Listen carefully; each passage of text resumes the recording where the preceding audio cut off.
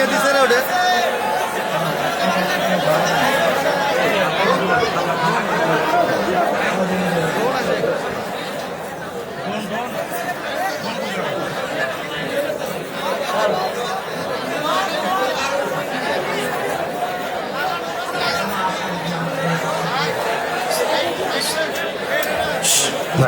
আওয়াজ নয়, আওয়াজ নয়।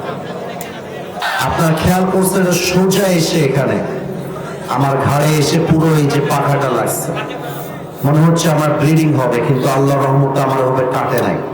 আপনি ড্রোনটা ধরে রাখেন, যার ড্রোন সে নিতে আসবে ওকে আমি দেখবো যে এটা কে। আস্তাগফিরুল্লাহ, আস্তাগফিরুল্লাহ। কে ধাক্কা দিয়েছে? তুমি কন্ট্রোল করবা জিনিসটা। ঠিক আছে, আর ডানে যে বসে যাবা, ড্রোন আরো উড়াবা না, রেখে দাও, যাও। আর কোনো কথা না ভাইজান, বগুড়ার সুনাম ধরে রাখতে হবে, বগুড়ার বদনাম হতে দেওয়া যাবে না। যে যেখানে আছেন চুপচাপ থাকেন, আর কোনো আওয়াজ চাই না। অনেক বড় দায়িত্বের বোঝা নিয়ে আজকের এই মাহফিলে এসেছি। কেউ যেন একটা চুল পরিমাণ কোনো সাউন্ড আজকের মাহফিলে না করে। আমি সবাইকে অনুরোধ করে একটা কথা বলতে চাই, আমাকে বাধা দেওয়ার মতো দুঃসাহস কেউ করবেন না, এটা আপনি সাহস করবেন না। এর কারণ আমরা যে কথাগুলো মাহফিলে বলি, আমরা বাপ দাদার কথা বলি না, আমরা আল্লাহর কোরআন দিয়ে কথা বলি। এবং আমরা যদি দলিল ছাড়া কথা বলি, আপনি আমাকে ধরতে পারেন, নট আ বিগ ডিল।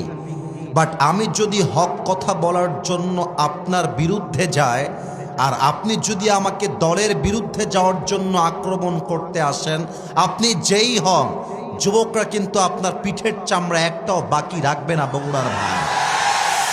এটা আমি শুরুতে ডিক্লেয়ার দিলাম এই জন্য, কারণ আমি হক কথা খুব বেশি বলার জন্য ট্রাই করছি ইদানিং সময়। আমি দেখতে পাচ্ছি অনেক লোক যারা মাহফিলে আসে, তাদের মধ্যে দুই একজন লোক হক কথা সহ্য করতে পারে না।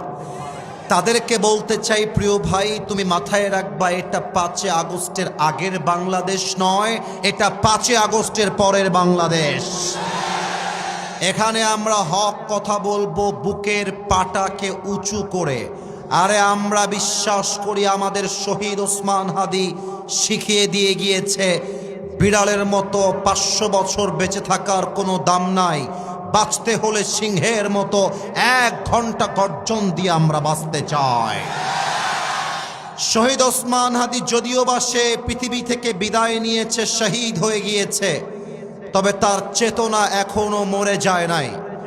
আমার বিশ্বাস আগামীকাল যেই সূর্য উঠবে, সেই সূর্য উঠবে ওসমান হাদির চেতনায়। আগামীর পার্লামেন্টে আইন পাশ হবে ওসমান হাদির চেতনায়, আর আগামীর পার্লামেন্ট চলবে আল্লাহর কোরআনের সংবিধান দিয়ে ইনশাআল্লাহ। এই জন্য না, তাকবীর দেওয়ার প্রয়োজন নেই, আমাকে কথা বলতে দেন, আমি কথা বলতে এসেছি। আমি বলেছিলাম আগেই, আমার হক কথা বলার জন্য আমাকে স্পেস তৈরি করে দেওয়া লাগবে। But to be honest with you, মন থেকে বলছি, আমি কোনো দলকে ঘৃণা করি না।